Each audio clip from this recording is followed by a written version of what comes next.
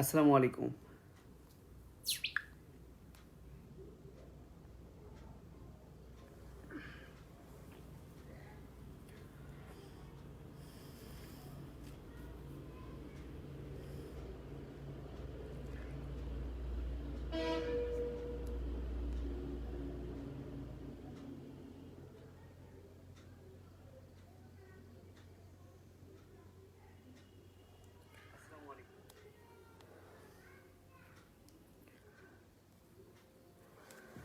কেমন আছো সবাই?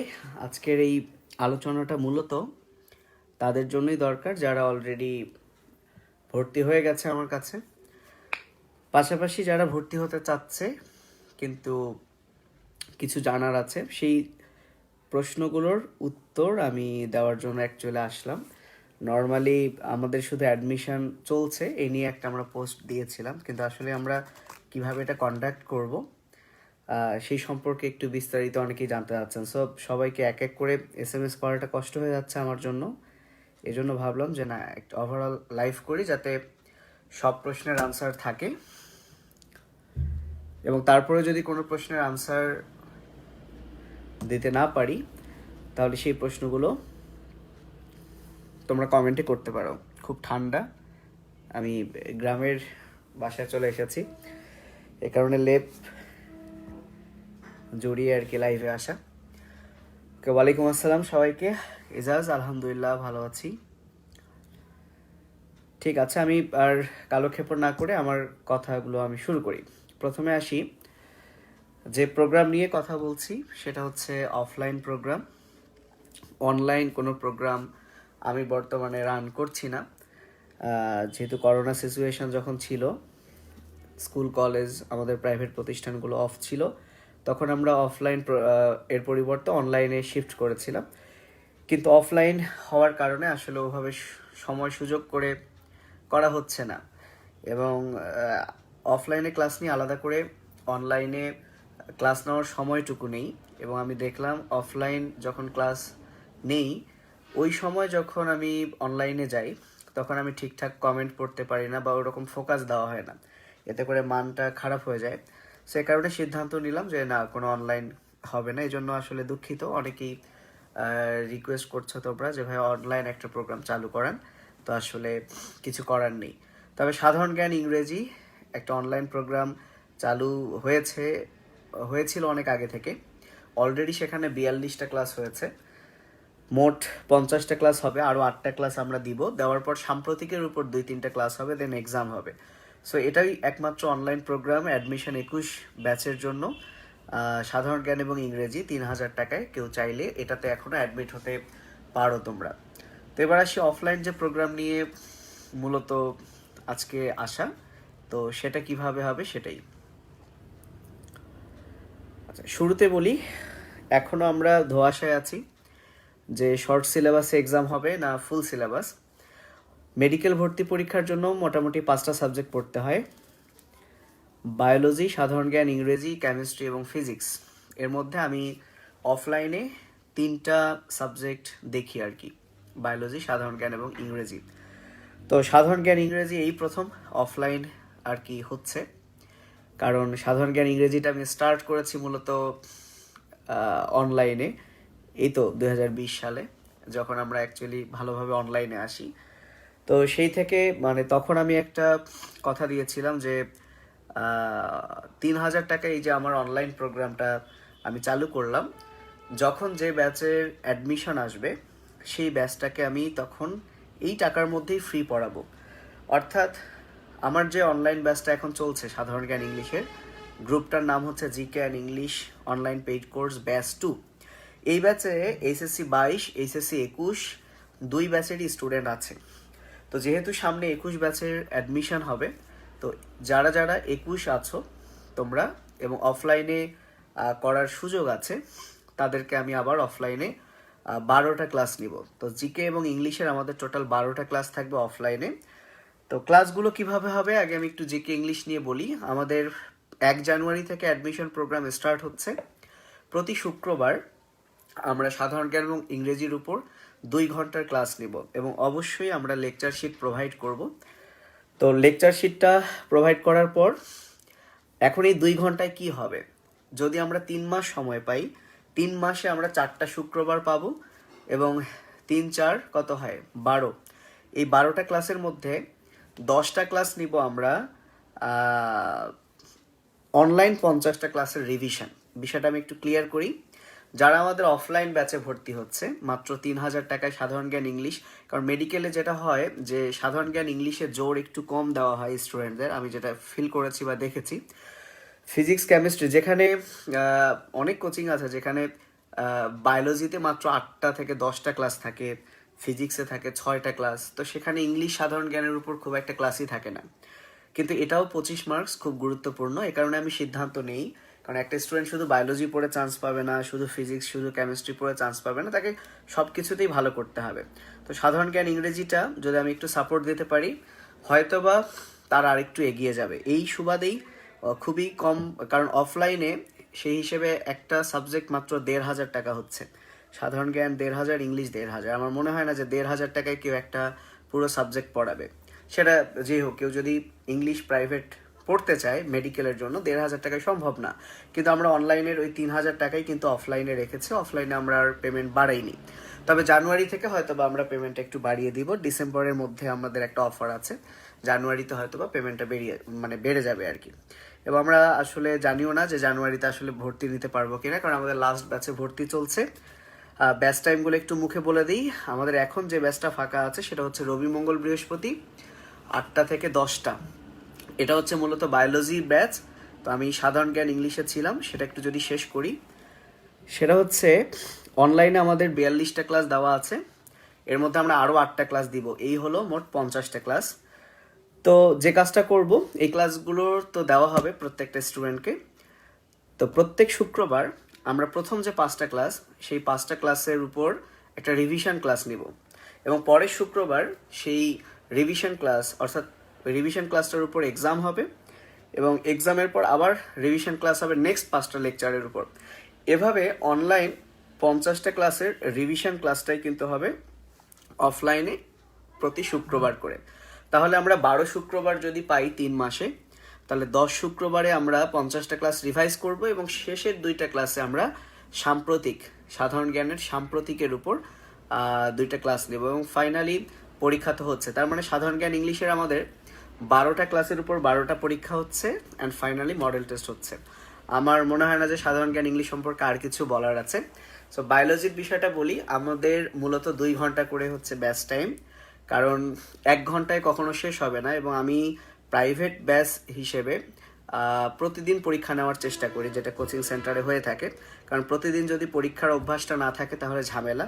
যতটুকুই আমি পড়াবো ততটুকুর উপরেই এভরিডে এক্সাম হবে, এটা হচ্ছে খুব ইম্পর্টেন্ট কথা।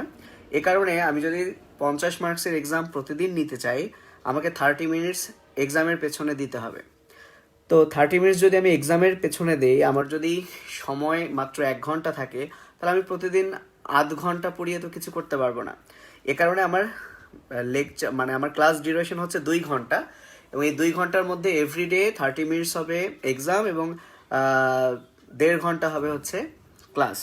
এখন টাইমটা যদি একটু বলি, রবি মঙ্গল বৃহস্পতি 8টা থেকে 10টা টাইম দেওয়া হয়েছে, অর্থাৎ প্রথম আধ ঘন্টা আমার এক্সাম হবে। সো প্রথম আধ ঘন্টা এক্সাম হলে আমার ক্লাস শুরু হবে 8:30টায়, এবং ক্লাসটা শেষ হবে ঠিক 10টায়। আর 10টা থেকে 10:30 কেউ চাইলে এক্সাম দিতে পারবে। তার মানে কোনো স্টুডেন্ট যদি চায় সে শুরুর আধ ঘন্টা পরীক্ষা দিবে, তাহলে সে 10টায় চলে যাবে। আবার কেউ যদি চায় না, সে 8:30টায় জয়েন করবে, করে 10:30 থেকে 10:30 পর্যন্ত পরীক্ষা দিয়ে দেন চলে যাবে। আচ্ছা, এছাড়া 11টার ব্যাচের কথা যদি বলি, 11টা থেকে 1টা হচ্ছে আমার টাইম। কেউ যদি চায় যে আমি শুরুর আধ ঘন্টা পরীক্ষা দিব, তাহলে সে 11টায় আসবে। কেউ যদি চায় যে না, আমি 11:30টায় এসে আগে ক্লাস করব, পরে পরীক্ষা দিব, তাহলে 1টায় আমাদের ক্লাস শেষ, পরে পরীক্ষা। মানে সহজ হিসেব, আমাদের যে টাইম আছে এই টাইমের ফার্স্ট হাফ আওয়ার্স হচ্ছে আমরা এক্সাম নিব, দেন বাকি সময়টা আমরা ক্লাস নিব, এবং ক্লাসের পরেও পরীক্ষা দেওয়ার সুযোগ থাকছে। তো এই হচ্ছে অ্যাডমিশনের মানে প্রত্যেক দিনের বিষয়টা। ফিনিশিং টাস্কের বিষয়টা যেটা বলি, আমি ফিনিশিং টাস্ক করতে মাঝপথে বাদ দিলাম একটাই কারণে, প্রচুর ইনফো, মানে এত ইনফরমেশন। আমি যখন আগের ফিনিশিং টাস্ক বইটা করি, এখানে হিউজ ইনফরমেশন অ্যাড করা ছিল। তো আমার একটা প্ল্যান ছিল যে খুব বেশি হয়তো এডিট করতে হবে না, কারণ আমার কোনো টাইপ রাইটার নাই, কম্পিউটার অপারেটর নাই, সব কিছু আমি নিজেই করি, আমার নিজের হাতেই করা।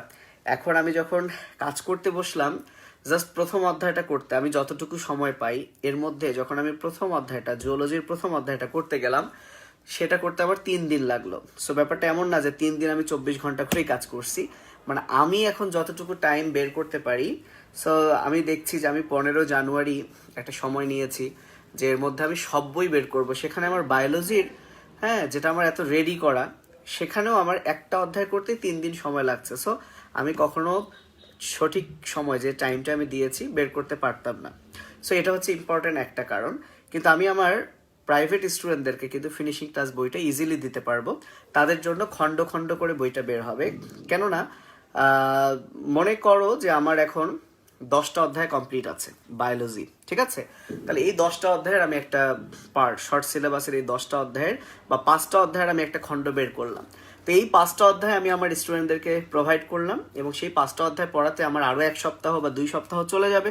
সো 2 সপ্তাহের মধ্যে আমার কিন্তু আরও 5টা চ্যাপ্টার রেডি হবে। কিন্তু যারা বাইরে থেকে বই কিনছো তোমরা, তাদেরকে তো এভাবে খণ্ড খণ্ড করে দেওয়া যাবে না, বা এটা পসিবলও না। এই কারণেই, আর পাশাপাশি আবার কেমিস্ট্রি আছে, আমি চাইলেই আগের বইগুলোই ছাড়তে পারতাম বাজারে, কিন্তু আসলে এটাতে সুনাম ক্ষুণ্ণ হতো। এ কারণে আমার কাছে মনে হচ্ছে যে না, এত আর মানে কষ্ট বা প্যারা নেওয়া যাবে না। তবে আমার স্টুডেন্টদেরকে আমি এনশিওর করছি তোমরা ফিনিশিং টাচটাই পাবা এবং ভালোভাবে এডিট করাই পাবা। কারণ আমার আগের যে বইটা, আমি চাইলে 2-1টা পেজ কম বেশি করে সেটাই ছেড়ে দিতে পারতাম, কিন্তু এতে করে আসলে মানে হইতো না। অ্যাকচুয়ালি আমি যেভাবে কাজটা করতে চাই, যাতে করে আমি যে বইটা লিখবো বা আমার যে বইটা কেউ যদি পড়ে, নতুন করে তাকে কোনো বই কিনতে হবে না, শুধু এটার উপর বিশ্বাস করলেই হবে। কারণ আমার বইটা তো আমি নিজের ভেতর থেকে কিছু লিখছি না, আমি পাঠ্য বইগুলোকেই সাজিয়ে সাজিয়ে লিখছি। তো এই হচ্ছে বিষয়। তাহলে যারা তোমরা আমার স্টুডেন্ট আছো, তোমরা হতাশ হওয়ার কিছু নাই, তোমরা সবাই বইটা পাবে। এমনকি তোমরা কি কি পাবে, যারা আমার কাছে অ্যাডমিশন প্রোগ্রামে ভর্তি আছো, তোমরা নিজেই জানো না কি কি পাবে। আগের বছরের কেউ যদি ভিডিওটা দেখে থাকো, আজকের লাইভটা, তারা জানে আগের বছরের আমার স্টুডেন্টদেরকে বায়োলজি ফিনিশিং টাচও কিনে নিতে হয়েছে, প্রশ্ন ব্যাংকও কিনে নিতে হয়েছে। কিন্তু আমি এবছর বলেছি যে বায়োলজি ফিনিশিং টাচ তারা ফ্রি পাবে, প্রশ্ন ব্যাংক ফ্রি পাবে, ইংলিশের লেকচার শিট ফ্রি পাবে, সাধারণ জ্ঞান, অর্থাৎ তাদের আর কোনো টাকা দেওয়া লাগবে না। সো 4টা বই তোমরা কিন্তু ফ্রি পাচ্ছ, কিন্তু সেগুলো খণ্ড খণ্ড আকারে পাবে। কারণ আমি কাজ করব, তোমাদেরকে দিব, দেন পড়াবো। একবারই শুরুর দিকে দিলে হবে না। আর একটা জিনিস হচ্ছে, মাঝখানে যদি আবার বই চলে আসে, ধরো আমি এখন যে বইটা নিয়ে কাজ করছি এটা হচ্ছে 21 সালের এডিশন, কিন্তু 22 সালে যদি কোনো বই চলে আসে, ধরো আমি বই বের করে ফেলছি, তখন এই 22 সালের কি হবে? হ্যাঁ, এ কারণে খণ্ড খণ্ড করে পড়ালে যদি নতুন বইও আসে, তোমাদের আর কিনতে হবে না, সেটা আমি এডিট করে আমার শিটে দিয়ে তোমাদেরকে পড়াতে পারবো। সো এই হচ্ছে বিষয়। আর যেটা বলছিলাম যে আমরা 1 জানুয়ারি থেকে শুরু করব। শুরুর দিকে যেটা হতে পারে, হয়তো বা আমরা 1 তারিখ খুব বেশি পড়াবো না, আমরা আরও কিছু আমাদের কিভাবে অ্যাকচুয়ালি এগোবো সেই বিষয়টা বলবো। আমাদের আইডি কার্ড নেওয়ার যে ব্যাপার স্যাপারগুলো আছে, এগুলো শেষ করে ফেলবো। আরেকটা বিষয়, প্রথমে আমি শর্ট সিলেবাস পড়াবো, কারণ এখনও তো আমরা জানি না যে শর্ট সিলেবাসে হবে না ফুল সিলেবাসে। এবং শর্ট সিলেবাসের 10টা চ্যাপ্টার আমি সময় দিব একটু বেশি, অন্তত ওই 10টা চ্যাপ্টার পড়াতেই আমি হয়তো বা 15টা লেকচার নিব, জাস্ট 10টা চ্যাপ্টার পড়াতে। আর বাকি যে 14টা চ্যাপ্টার আছে সেটা পড়াতে হয়তো বা আরও 14টা বা 15টা লেকচার নিব। সো আমার টার্গেট ছিল এবছর যে আমি প্রতি বছরই 30টা লেকচার নিই বায়োলজিতে। তো 30টা লেকচার হলে মোটামুটি 1.5 ঘন্টা করে পড়ালে আমি শেষ করতে পারি। তো এবার আমি এই 10টা চ্যাপ্টারে একটু বেশি সময় দিব খুব ভালো করে পড়ার জন্য। এবং আমার আরও একটা প্ল্যান আছে যে এক্সাম যেহেতু আমি 50 মার্কসের নেই, তাহলে যাতে করে বাসায় প্র্যাকটিসের জন্য আরও কিছু তোমাদের এক্সাম পেপারস হাতে দেওয়া যায়, যাতে সেটাও বাসায় গিয়ে তোমরা প্র্যাকটিস করতে পারো। তো এই হচ্ছে বিষয়। একটা আমরা রুটিন থেকে শুরু করে সব কিছুই ওরিয়েন্টেশন প্রোগ্রাম 1 জানুয়ারি আমরা ইনশাল্লাহ দিয়ে দিব। সো তোমরা যারা আমার কাছে পড়ছো, সাধারণ জ্ঞান ইংলিশের বইয়ের জন্য পেমেন্ট করার দরকার নাই, কারণ তোমরা সব কিছুই ফ্রি পাবে। এমনকি কোশ্চেন ব্যাংকও আমরা 300 টাকা করে নিতাম, সেটাও আর কাউকেই দিতে হবে না। অর্থাৎ আমার যত স্টুডেন্ট আছো, তোমরা প্রশ্ন ব্যাংক, বায়োলজি, সাধারণ জ্ঞান, ইংলিশ সব কিছুই তোমরা ফ্রি পাবে, ঠিক আছে? তো এই তো, আমি আর বেশি সময় ওয়েস্ট না করি, একটু তোমাদের কমেন্টসগুলো পড়ি, কারণ তোমরা আমার কথা শুনছো, আমিও একটু তোমাদের কথা শুনি। ফিরোজা বানু বলেছে, ভাই আপনার বইগুলোর প্রাইস কত? আপু, বইগুলো বাইরের স্টুডেন্টদের জন্য এবছর আসলে সেল করা হচ্ছে না, দুঃখিত। বইগুলোর এই কারণে কোনো প্রাইস নাই, আমার স্টুডেন্টরা পাবে বিনামূল্যে। মুরাদ বলেছে, আচ্ছা শবনম বলেছে, জি ভাই আপনি যে ভালো মনে করবেন আমাদের জন্য, হ্যাঁ ইনশাআল্লাহ। মুরাদ বলেছে, ভাইয়া যারা আপনার কাছে ভর্তি নেই তারা আপনার বইটা নিতে পারবে না। আসলে অবশ্যই নিতে পারবে, কিন্তু এটা আসলে সম্ভব হবে না, কারণ আমি পার্ট পার্ট করে বের করব তো। আর ওইটা আসলে মানে ওভাবে হবে না, তুমি একটা বই 5বার কিনবা খণ্ড খণ্ড করে। সো এ কারণে এবছর আসলে হচ্ছে না, সম্ভব হচ্ছে না। লোবা বলেছে, আয়াত কই? আয়াত মনে হয় খেলছে ওইদিকে। ফাতেমা বলেছে, ভাইয়া যারা জিকে ইংলিশ পড়বে না তারা কি ফ্রি পাবে? না না না, যারা যে কোর্সে ভর্তি হয়েছে, ধরো যারা বায়োলজি কোর্সে ভর্তি হয়েছে, শুধু অনেকেই আছে আমার কাছে অ্যাডভান্স ভর্তি হয়েছে, হ্যাঁ একদম সব কিছুর জন্য। আর রিসেন্ট অনেকেই ভর্তি হচ্ছে শুধু অ্যাডমিশনের জন্য। তো অ্যাডমিশনে মনে করো কেউ শুধু বায়োলজিতে ভর্তি হলো 8,000 টাকা দিয়ে, তো তারা বায়োলজির ফিনিশিং টাচ বইটা পাবে, খণ্ড আকারে যতটুকু বের হবে, যতটুকু বলতে যতগুলো খণ্ড বের হবে, এবং বায়োলজির প্রশ্ন ব্যাংক তারা ফ্রি পাবে। আর যারা সাধারণ জ্ঞান ইংলিশে ভর্তি হয়েছে তারা সাধারণ জ্ঞান ইংলিশ পাবে, কারণ এক্সট্রা সাধারণ জ্ঞান ইংলিশের জন্য খুব বেশি চার্জ তো না। এবং অনেকেই আছো যে শুধু ইউনিভার্সিটির জন্য ভর্তি হতে চাচ্ছ, আমি তাদেরকে একটু অ্যাভয়েড করছি যে হইও না, মানে এভাবে না করছি। এর একটা কারণ আছে, কারণ হঠাৎ যদি সরকার পক্ষ থেকে ঘোষণা আসে যে মেডিকেল পরীক্ষাটা শর্ট সিলেবাসে হবে, তো তখন তো ফুল সিলেবাস আসলে পড়েও লাভ নাই, এবং আমিও পড়াবো না বা কেউই পড়াবে না। কিন্তু ভার্সিটিতে হয়তো বা দেখা গেল হতে পারে যে ফুল সিলেবাসই থাকবে, তো তখন যারা শুধুমাত্র ভার্সিটির জন্য ভর্তি হবে সেটার জন্য একটু আমার মানে কষ্ট হয়ে যাবে, বা তাদের জন্য কষ্ট হয়ে যাবে, কারণ আমি তো পড়াবো তখন শর্ট সিলেবাস, কিন্তু আমরা এখনো যেহেতু কেউই জানি না। সো এই কারণে যারা শুধু ভার্সিটির জন্য পড়তে চাচ্ছে, আমি একটু তাদেরকে খুব একটা ইন্সপায়ার করছি না যে আমার কাছে হও। হ্যাঁ, কারণ এখনো যদি আমরা জানতে পারতাম যে না ফুল সিলেবাসে অ্যাডমিশন হচ্ছে, তাহলে হয়তো আমি ভালো মতো ভর্তি নিতাম, যে ঠিক আছে এই কোর্স করলে ভার্সিটি কেন, বাংলাদেশের যে কোনো জায়গায় বায়োলজি হবে, ঠিক আছে। কিন্তু এখন না নেওয়ার পেছনে এটা একটা কারণ, এবং আমি বিশ্বাস করি যারা আমাদের কাছে ভর্তি হচ্ছ, মেইন ফোকাস হচ্ছে তাদের মেডিকেলটাই, এবং ইনশাআল্লাহ মেডিকেল এর জন্য এই 3টা সাবজেক্টে যা যা করা দরকার তাই তাই করা হবে। এবং তোমরা আশা করছি একাডেমিক যারা পড়েছো বা পড়ো নাই, আমাদের প্রোগ্রামটা শুরু হলেই তোমরা বুঝতে পারবা, কম্পেয়ার করতে পারবা, যেহেতু তোমরা আরো বিভিন্ন জায়গায় পড়বা, তাদের সাথে কম্পেয়ার করতে পারবা। রিফাত বলেছে, আজকে SMS এ যে 2টা গ্রুপের লিঙ্ক এসেছে, অ্যাড হতে পারি নাই। আচ্ছা অ্যাড হয়ে যাবা, কারণ অনেকগুলো রিকোয়েস্ট আসছে তো অল্প কিছু সময়ের মধ্যে, এবং আমরা সারাদিনেই শুধু রাতে 2 ঘন্টা সময় নিয়ে অ্যাড করি, ইনশাল্লাহ পারবে। অনলাইনে জিকেতে যারা যুক্ত তারা কি অফলাইন রিভিশন ক্লাস করতে পারবে? না না, অনলাইনে না, যারা এখন আমাদের অ্যাডমিশন প্রোগ্রামে যুক্ত হচ্ছে কেবলমাত্র তারাই পারবে। আর এইচএসসি 22 ব্যাচের কেউই তো পারবে না এখন, কারণ এইচএসসি 22 ব্যাচের অ্যাডমিশন এখন না, ঠিক আছে। আমরা এইচএসসি 22 ব্যাচের জন্য নতুন আবার একটা অনলাইন গ্রুপ খুলবো, তারা সবাই সেখানে আবার ফ্রিতে যুক্ত হতে পারবে।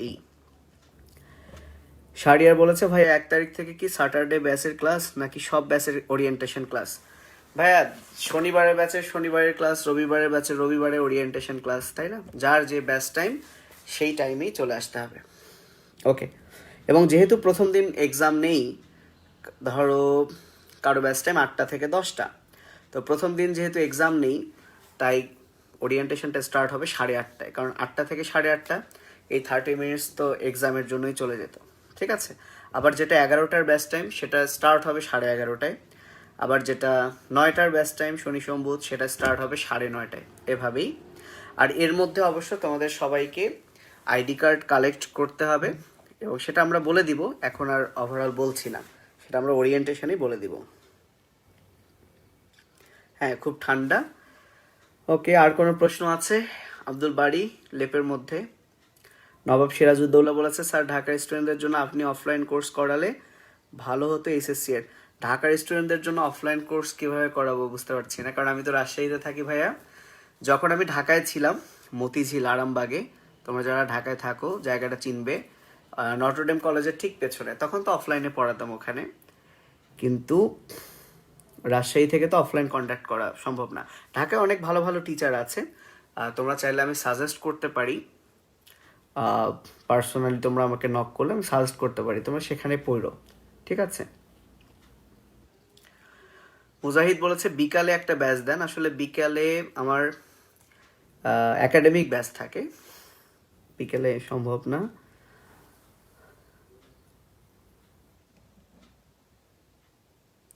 ভাই আমার একটা বোন গ্রাম থেকে অ্যাডমিশনে যাচ্ছে, আমি বলছি আর্টস থেকে অ্যাডমিশন দিতে, ওর লক্ষ্য হলো মেডিকেল পড়বে, টাকা মাত্র 30,000, কি করা যায়? মেস খরচ আছে, কোর্সিং আছে, কিভাবে সম্ভব? আমি না খুব একটা বুঝি নাই 30,000 টাকা কিসের জন্য, মানে টোটাল 3 মাসের পড়া খরচ? হ্যাঁ, গিঙ্গো বাইলো বা ইঞ্জিনিয়ারিং বিল্ডিং, হ্যাঁ ইঞ্জিনিয়ার্স বিল্ডিংই পড়াতাম। আচ্ছা, আগের জন কি বলেছে জানি না, তুমি ভাই একটু পার্সোনালি আমার সাথে কন্ট্যাক্ট করতে পারো ফোনে বা সরাসরি অফিসে এসে, আমি হয়তো বা একটা ভালো পরামর্শ দিতে পারবি। নোট কি বলেছে? মেডিকেল অ্যাডমিশন প্রিপারেশনের জন্য অনলাইন কোর্স হবে না, হবে না ভাইয়া। ভাই আজকে আম্মু বলেছে আপনার মতো হতে, কিন্তু সেটা কিভাবে সম্ভব? আমার মতো হতে বলতে কোন জায়গাটা আমার মতো হতে? দেখা গেল কেউ চায় যে আমি যেহেতু মেডিকেল স্টুডেন্ট, ঢাকা মেডিকেলে পড়েছি, তাহলে যাতে ঢাকা মেডিকেলে ভাইয়ের মতো চান্স পাস, কোন দিকটা? আর শুধু আমার মতো না, আমার চেয়ে অনেক ভালো কিছু, কারণ আমি তো খুব এক কিছুই না। So, আশা করব বা দোয়া করি আমার চেয়ে অনেক বড় হও, আন্টিকে একটু জিজ্ঞেস করো যে কোন জিনিসটা যদি ফোকাস থাকে। হ্যাঁ, আমার মতো ঢাকা মেডিকেলে চান্স পেতে চাও, যেহেতু ঢাকা মেডিকেল বাংলাদেশের যতগুলো গভর্নমেন্ট মেডিকেল আছে এর মধ্যে 1 নম্বরে, তো এটার উপরে তো আর যাওয়ার কোনো উপায় নেই। তো সেক্ষেত্রে পরামর্শ বলতে পরামর্শটা ডিপেন্ড করবে তুমি এখন কোন সিচুয়েশনে আছো, কোন ইয়ারে আছো, অনেক কিছু ফ্যাক্টরের উপর। আর সব কিছুর বিকল্প হিসেবে একটাই, যে পড়াশোনা করতে হবে। তুমি যে অবস্থায় আছো, তুমি তোমার পরিশ্রম করো, ইনশাআল্লাহ অনেক ভালো কিছু করতে পারবে। ওকে, আমার কথা শেষ অ্যাডমিশন রিলেটেড, মানে আমার প্রোগ্রাম রিলেটেড। আমার আর কারো কিছু জানার থাকলে, ও হ্যাঁ, কি বলে, অনেকেই যেটা ভর্তি হতে আসছে, আমাদের এখনো যেহেতু ভর্তি ফুল হয়নি অ্যাডমিশন, আমরা 2টা ব্যাচ বন্ধ করেছি, আমাদের একটা ব্যাচে আর ভর্তি হচ্ছে চলছে। তো এই হচ্ছে বিষয়, আমাদের লাস্ট ব্যাচ। তো জানুয়ারি ডিসেম্বরের মধ্যে যে অফারটা আছে, ওভাবে অফার হিসেবে আমরা প্রচারণা করি নাই। মানে যেটা যারা আগে আমাদের কাছে পড়তো বায়োলজি, তারা জানে যে আমাদের কোর্স ফি 10,000 ছিল, সেটাকে আমরা 2,000 করোনা সিচুয়েশন হোক সব কিছুর জন্য কমিয়ে 2,000 কমিয়ে এখন 8,000 নিচ্ছি। আর সাধারণ জ্ঞান ইংলিশ যেহেতু অনলাইনের ফিটাই নিচ্ছি, অনলাইনে যে 3,000 নিতাম অফলাইনেও 3,000 নিচ্ছি, সেটা হয়তো বা জানুয়ারিতে বেড়ে যাবে। আর এর মধ্যেই যদি আমরা ভর্তি অফ করে দিই তাহলে তো হলেই। হুমায়রা ইসলাম বলেছে নিউ বুক কিনবো কি এখন? তুমি যদি আমার অ্যাডমিশনের ব্যাচে ভর্তি হয়ে থাকো, তোমার আর কোনো বুক কিনতে হবে না। আমি যা পড়াবো, যতটুকু পড়াবো ওইটুকু পড়লেই হবে। আর যদি তুমি বাইরের কোথাও হয়ে থাকো, তাহলে অবশ্যই নতুন বই কিনতে হবে, নতুন বই ছাড়া বিকল্প নেই। ভাইয়া রিঅ্যাডমিশনের ব্যাচ টাইমটা একটু ক্লিয়ার করেন প্লিজ। সকাল 8টা আর 11টা দুইটাই হবে? যে কোনো একটা, তুমি যেটাতে ভর্তি হবে সেটাতেই হবে। তুমি 8টাতে হলে 8টায় হবে, তুমি 11টায় হলে 11টায় হবে। আরাফাত সানি বলেছে কোচিং ছাড়া কি মেডিকেলে চান্স পাওয়া সম্ভব? ডেফিনেটলি, কেন সম্ভব নয়? কোচিং ছাড়াও সম্ভব, কারো কাছে না পড়েও সম্ভব। কোচিং, আমরা প্রাইভেট টিউটররা হচ্ছি জাস্ট একটা পথ প্রদর্শক, যে তুমি এভাবে পড়ো, একটা নিয়ম শৃঙ্খলার মধ্যে রাখি যে আজকে তোমাকে আমি এতটুকু পড়ালাম, কনসেপ্টটা একটু ক্লিয়ার করলাম, সর্বোচ্চ আমরা আরেকটু হেল্প করব যে হ্যাঁ এই জিনিসটা একটু বেশি আসতে পারে, দেন পরীক্ষা নিলাম। এখন তুমি যদি কোনো কিছুই না করো, নিজে নিজেই পড়াশোনাটা করো, তাহলেই হবে। তবে অবশ্যই তোমাকে এক্সাম দেওয়ার প্র্যাকটিসটা করতে হবে। এখন এক্সাম দেওয়ার জন্য তো কাউকে না কাউকে প্রশ্ন করতে হবে। তো তুমি যদি কোচিং না করো, প্রাইভেট না পড়ো, তাহলে সেক্ষেত্রে তোমাকে কোনো এমন কিছু বই কিনতে হবে যে বইয়ে অনেকগুলো প্রশ্ন আছে, অধ্যায় ভিত্তিক প্রশ্ন বা পেপার ফাইনাল, সাবজেক্ট ফাইনাল, এরকম জিনিসগুলো আছে। ফলে তুমি ওই চ্যাপ্টারটা পড়ার পর যাতে তুমি প্র্যাকটিস করতে পারো, তাহলে এরকম একটা বই তোমাকে হেল্প করতে পারে। এভাবে তুমি যদি পরিশ্রম করো, সব ঠিকঠাক আগের বছরের প্রশ্নগুলো অ্যানালাইসিস করো, তাহলেই সম্ভব। কারো কাছে পড়ার দরকার নেই, বিশেষ করে মেডিকেল অ্যাডমিশন টেস্ট। এখন ইঞ্জিনিয়ারিংয়ের কথা বলতে পারবো না, কারণ একাডেমিক তোমার কীরকম পড়া আছে এটা তো আমি জানি না, তাই না? অনেক স্টুডেন্ট আছে কোচিং না করেও চান্স পায়, আবার অনেকেই আছে কোচিং করেও চান্স পায়। তো এইভাবে আসলে বলা যাবে না, ওরকম ভুড়ি ভুড়ি এক্সাম্পল দেখানো যাবে। ঠিক আছে, তুমি যদি কনফিডেন্ট থাকো তুমি পারবে ইনশাল্লাহ।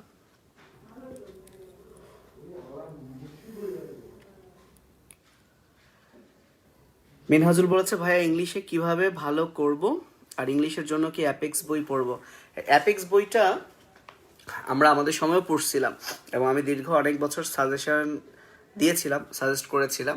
তো আসলে ইংলিশের জন্য কি, প্র্যাকটিসের জন্য যে কোনো একটা ভালো বই পড়লেই হয়। কারণ ইংলিশটা সত্যিকার অর্থে গ্রামাটিক্যাল যে রুলসগুলো আছে সেগুলো তো সব বইয়েই আছে, গ্রামাটিক্যাল রুলসগুলো সব বইয়েই কিন্তু আছে।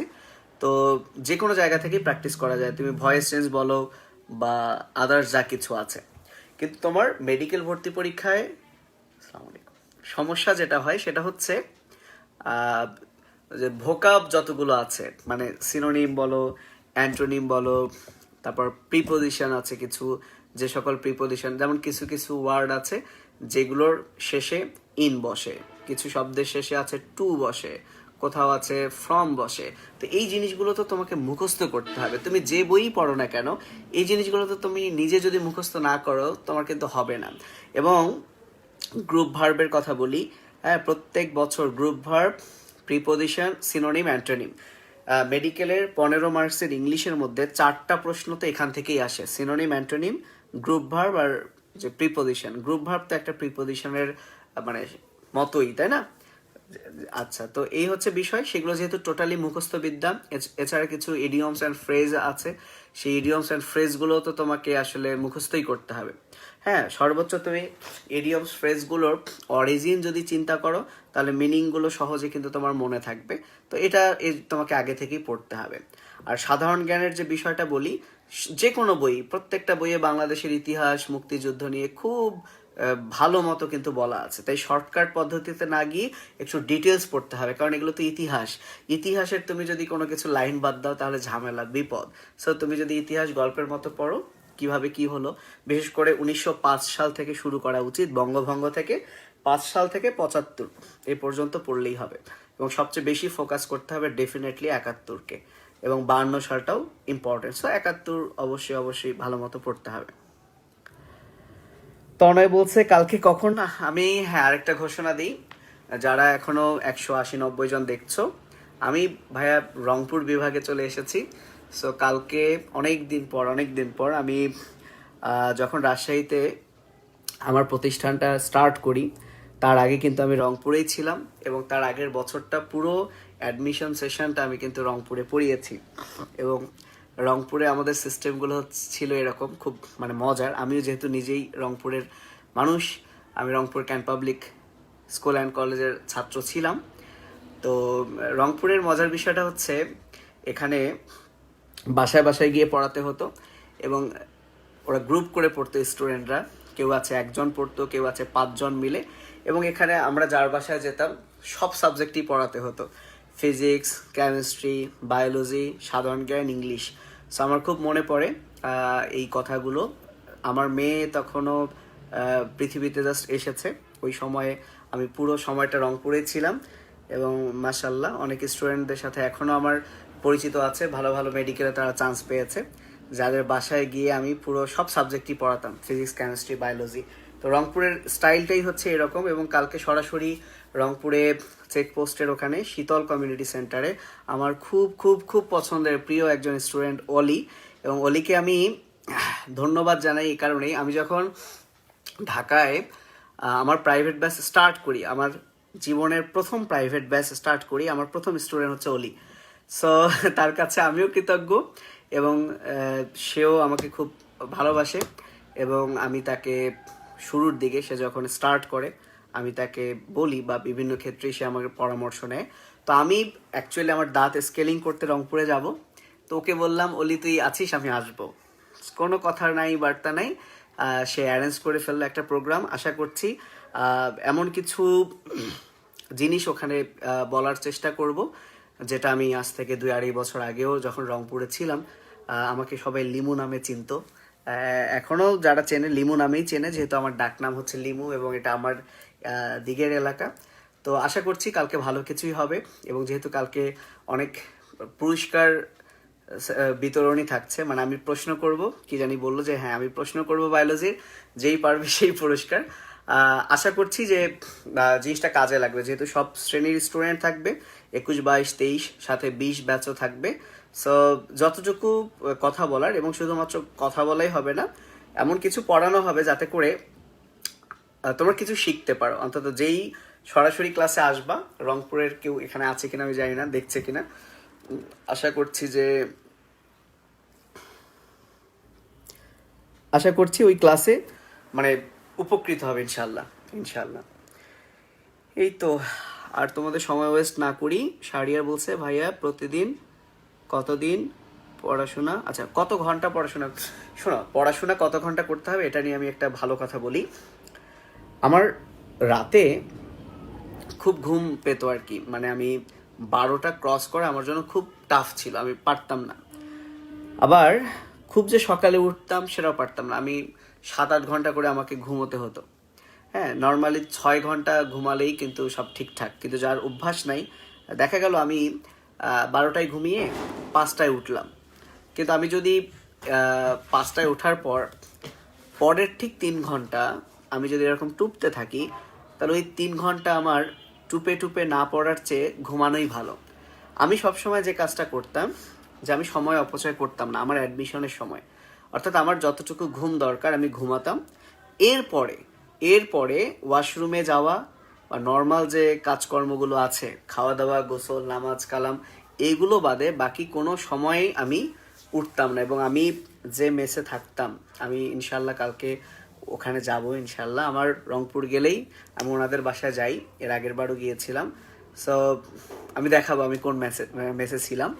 তো আমার মনে পড়ে এখনো যে খাবার আন্টি আমার টেবিলে এসে দিয়ে দিতেন, মানে আমি খাবার খাওয়ার জন্য যে যেতে হয় সেখানেও যেতাম না, এখানে উনি খাবার প্লেট নিয়ে আসতেন, তারপর হাত ধোয়ার যে সব কিছু আমি খেয়ে ওখানে রেখে দিতাম, পড়তাম। মানে এটা আমি বোঝাচ্ছি এটাই যে আমি কোনো টাইম ওয়েস্ট করতাম না। আমার অনেক দেখা গেল আসরের নামাজ পড়ে মাগরিব হতে আর 1 ঘন্টা সময়, অনেক ফ্রেন্ডরা যেটা করতো, আচ্ছা এই 1 ঘন্টা চল একটু ঘুরে আসি, চাটা খাই, রাতে পড়বো। সো আমার কথা ওই 1 ঘন্টা আমি অপচয় করতাম না, মানে আমি যখন আমি জেগে আছি আমি পড়তাম, যখন আমি ঘুমাবো আমি ভালো ঘুমাতাম। সো ওখানে ঘুম আর পড়াশোনা ছাড়া আমার আর কিছু থাকতো না। এবং পাশাপাশি তো হাগুমতু যেটা করতেই হবে, নামাজ কালাম বা গোসল, খাওয়া দাওয়া, এই এই এই বিষয়গুলো থাকতো। এই বিষয়গুলো ছাড়া আমার আর খুব একটা কিছু ছিল না। এবং ওই সময় আমি যে কাজটা করেছি, আমার কোনো ফোন ছিল না, এবং আমি এখন লাকি মনে করি যে এখন এই অ্যান্ড্রয়েড ফোন এইগুলো যদি আমার ওই সময় থাকতো, আমি মনে হয় কোথাও চান্স পাইতাম না। মানে আমি এতটাই অ্যাডিক্টেড। এবং আসলে অ্যাডিকশন এর পেছনে কারণও আছে, তোমরা একটা কারণ, কারণ তোমরা প্রতিনিয়ত এত এত টেক্সট করো, এগুলোকে রিপ্লাই দিতে হয়, এবং আমি মনে হয় খুব কম রিপ্লাই দিই। তারপরেও যে তোমরা ধৈর্য ধরে কমেন্ট করো, বা দেখা গেল তোমার ভাবি অনেক হেল্প করে, দেখা গেল আমার হয়ে রিপ্লাইগুলো দিয়ে দেয়। তো তারপরেও কিন্তু আমরা পারি না। সো এটা একটা কারণ যে সবসময় জন্য চেক করতে হয় যে কেউ কোনো কিছু জানতে চাচ্ছে কিনা। কিন্তু আমার কাছে মনে হয় এই জিনিসটা না একটু ছাড়তে হবে, একটু হলেও ছাড়তে হবে ভাই, কারণ একটু হলেও ছাড়তে হবে। সময়ের খুব মূল্য সেটা আসলে তোমরা পরে বুঝবা। সেই কারণে যে যতটুকু পারো, যেহেতু এখন অফলাইনে চলে আসছো, কারো যদি অনলাইন কোনো প্রোগ্রামে ভর্তি না থাকো তাহলে এটা টোটালি ফেলে দেওয়া উচিত। আর যদি অনলাইনে কোনো একটা জায়গায় থাকতে হয় তাহলে আমি রিকোয়েস্ট করব যে একটা ফেক আইডি খোলো, বা ফেক আইডি বলতে বোঝাচ্ছি তোমার নামে আইডি খোলো, কিন্তু সেখানে কাউকে অ্যাড করো না, কোনো ফ্রেন্ড বানানোর দরকার নেই। ওই আইডিতে তুমি একা, তোমার কোনো ফ্রেন্ড থাকবে না, বরং তুমি সেই গ্রুপে, যদি এরকম কোনো গ্রুপ থাকে যে না আমাকে অনলাইনে এই গ্রুপটাতে অবশ্যই লাগবে, সেখান থেকে আমি উপকৃত হচ্ছি, তাহলে অবশ্যই এরকম একটা আইডি খোলো, আর তোমার সেটা অবশ্যই ডিঅ্যাক্টিভেট করে দাও। এটা আমার রিকোয়েস্ট থাকবে, বিশেষ করে অ্যাডমিশন প্রার্থীদের জন্য এই কাজটা করতে হবে। ওকে, অনেক বক করলাম। আর অনেকেই অ্যাড হতে চাচ্ছ, তোমরা কি আসলে অ্যাড হতে চাচ্ছ? আমি দেখি সবাইকে অ্যাড করি। না অ্যাড হতে চাচ্ছ না? ঠিক আছে, এখনো ধৈর্য ধরে অনেকজন শুনছে আমাকে। কই হুমায়রা বলছে আমি অ্যাডমিশনে নিউ অ্যাডমিট হয়েছি, গ্রুপে তো অনেকগুলা জিকে ইংলিশ ক্লাস আছে, এখন কি ওইগুলো ক্লাস করবো? হ্যাঁ হুমায়রা, ওই ক্লাসগুলো তোমাদের আসলে ফ্রি ফ্রি দেওয়া হয়েছে। মানে বিষয়টা এমন, আমার অফলাইন জিকে ইংলিশে কেউ ভর্তি হলে অনলাইনের ক্লাসগুলো তাদেরকে ফ্রি প্রোভাইড করা হবে। এখন তুমি যদি মনে করো যে ওই ক্লাসগুলো তুমি করতে পারো, কিন্তু আমরা ওই পুরো ক্লাসগুলো, ধরো 1 থেকে 5 পর্যন্ত যত ক্লাস হয়েছে, ওই 5টা ক্লাসের লেকচার শিট তোমাকে দিব এবং আমরা 1.5 ঘন্টা ধরে আবার ওই জিনিসটা সরাসরি তোমাকে পড়াবো। এখন তুমি যদি ওই 5টা ক্লাস আগে করে নাও, তাহলে অফলাইনে আমার ক্লাসটা বুঝতে তোমার আরও ইজি হবে। তুমি যদি নাও করে থাকো, তাহলে কিন্তু তুমি মানে তোমার অসুবিধা হবে না, কিন্তু করে থাকলে হয় কি, এক পড়া যাওয়ার তুমি একটু জানো, একটা জিনিস সম্পর্কে তুমি আগে থেকে একটু জানো, এরপর যদি কেউ তোমাকে এটা নিয়ে কিছু বলে, তোমার ওটা বুঝতে সহজ হয়। এজন্য তুমি যদি সময় পাও, তুমি এখন এই কাজগুলো করে থাকো। আর আমি একটা কথা বলতে চাই যে কি বলে, অন্য সাবজেক্ট যে আছে কেমিস্ট্রি এবং ফিজিক্স, এই দুইটার জন্য তোমরা অনেকেই বিভিন্ন কোচিং করছো বা বিভিন্ন টিচারের কাছে পড়ছো। এই দুইটা ছাড়াও কিন্তু কোনোভাবেই মানে ভালো একটা রেজাল্ট হবে না। আমি তো শুধু বায়োলজি বা 3টা সাবজেক্ট সাপোর্ট দিচ্ছি, তাহলে আদার্স তোমাদের যে কোচিং সেন্টারগুলো আছে অবশ্যই সেখানেও কিন্তু রেগুলারিটি মেনটেন করতে হবে এবং যেতে হবে। এখন কখনো কখনো যে জিনিসটা হতে পারে এরকম যে ডাবল হয়ে যাচ্ছে, ধরো তোমরা অনেকেই আছো শুধু কেমিস্ট্রি প্রাইভেট পড়ছো আর একটা কোচিং নিয়েছো, ঠিক আছে? তাহলে যদি তুমি মনে করো তুমি যেখানে কেমিস্ট্রি প্রাইভেট নিয়েছো, কেমিস্ট্রি প্রাইভেট আবার কোচিংয়ের কেমিস্ট্রি ক্লাস, এই দুইটার মধ্যে তোমাকে না একটু মিলিয়ে দেখতে হবে যে কোনটা বেটার লাগছে, কোন জায়গাটা বেশি ইফেক্টিভ হচ্ছে। যদি তুমি মনে করো যে আমার কেমিস্ট্রি প্রাইভেটটা বেশি ইফেক্টিভ হচ্ছে, তাহলে আমার ছোট্ট একটা পরামর্শ, তাহলে কোচিংয়ের শুধু কেমিস্ট্রিটাকে একটু অ্যাভয়েড করে তুমি একটাতেই ফোকাস দাও। নাহলে হবে কি, ধরো কেমিস্ট্রিতে তোমার টিচার তোমাকে জৈব রসায়ন পড়াচ্ছে, কিন্তু কোচিংয়ে হয়তো বা তড়িৎ রসায়ন পড়াচ্ছে, তুমি একদিনে না দুটা নিতে পারবে না। সো এই কারণে একটা বিষয় সতর্ক করা উচিত। ধরো কেউ কেউ আছো আমার কাছে বায়োলজি পড়ছো, এখন তোমরা যে কোচিংয়ে ভর্তি হয়েছো, তাহলে যেটা হয়, আমি পড়াচ্ছি বোটানির ফার্স্ট চ্যাপ্টার, হয়তো বা ওই দিনই কোচিং সেন্টারে পড়াচ্ছে জুওলজির ফার্স্ট চ্যাপ্টার। তুমি তুমি আজ হোক কাল হোক কোচিং সেন্টারও তোমাকে ওটা শেষ করাবে, আবার আমিও তোমাকে শেষ করাবো। সো তোমাকে কিন্তু ডিসিশন নিতে হবে যে কোনো একটা, কারণ ওই সময় যখন তুমি দুটোই পড়তে যাবা, তোমার একটাও কিন্তু ভালো মতো পড়া হবে না। সো এটাই হচ্ছে বিষয়। আর কোচিং অবশ্যই করতে হবে এই কারণেই আমাদের প্রাইভেটের পাশাপাশি, কারণ হচ্ছে আমি যদি শেষ পর্যন্ত পড়াই, আমি তো ফিজিক্স কেমিস্ট্রির কোনো পরীক্ষা নিব না, ঠিক আছে? কিন্তু মেডিকেল অ্যাডমিশনে 5টা সাবজেক্টের একসাথে পরীক্ষা দেওয়ার প্র্যাকটিসটা খুব গুরুত্বপূর্ণ। এজন্য কোচিং সেন্টারে অন্তত এক্সাম ব্যাচ হলেও তোমাকে অবশ্যই কোচিং সেন্টারের শরণাপন্ন হতে হবে, বিশেষ করে যেখানে সবগুলো সাবজেক্টের একসাথে একটা পরীক্ষা হবে। সো এই বিষয়গুলো তোমরা খেয়াল রাখবা। হ্যাঁ, অনেকেই তোমরা আছো যে 3টা প্রাইভেটও নিয়েছো, কোচিংও নিয়েছো, এইটা একটু ডেঞ্জারাস। অন্তত আমি জানি না, এটা এখন যদি মানিয়ে নিতে পারো আলহামদুলিল্লাহ খুবই ভালো, কারণ না হলে অনেক কষ্ট হয়ে যাবে। এবং তোমাকে প্রথম সপ্তাহটা তোমার জন্য খুবই ইম্পর্টেন্ট, জানুয়ারির ফার্স্ট উইক। এই 1 সপ্তাহের মধ্যে তোমার ধ্যান ধারণা, যখন ক্লাস শুরু হয়ে যাবে সব জায়গায়, তোমার ধ্যান ধারণা চেঞ্জ হয়ে যাবে। এমনও হতে পারে তুমি এমন একটা কোচিং সেন্টারে ভর্তি হয়েছো যেখানে তোমার কাছে মনে হচ্ছে এটা ভালো না। সো তোমার টাকা পয়সা পরে অনেক খরচ হবে, কিন্তু তাৎক্ষণিক তোমাকে সিদ্ধান্ত নিতে হবে, না আমাকে হয়তোবা এটাতে গেলে ভালো হতো, এবং যেতে হবে। তো এই একটা সপ্তাহই কিন্তু খুব ক্রুশিয়াল টাইম, যে টাইমে তোমার অনেক ডিসিশনের অদল বদল হবে। তুমি হয়তোবা ভর্তি হয়ে গেছো, কিন্তু তোমার মনে হচ্ছে না এখানে হচ্ছে না, তাৎক্ষণিক তোমাকে চেঞ্জ করে দেন একটাতেই ফিক্সড হতে হবে, একটাতেই ফোকাস করতে হবে।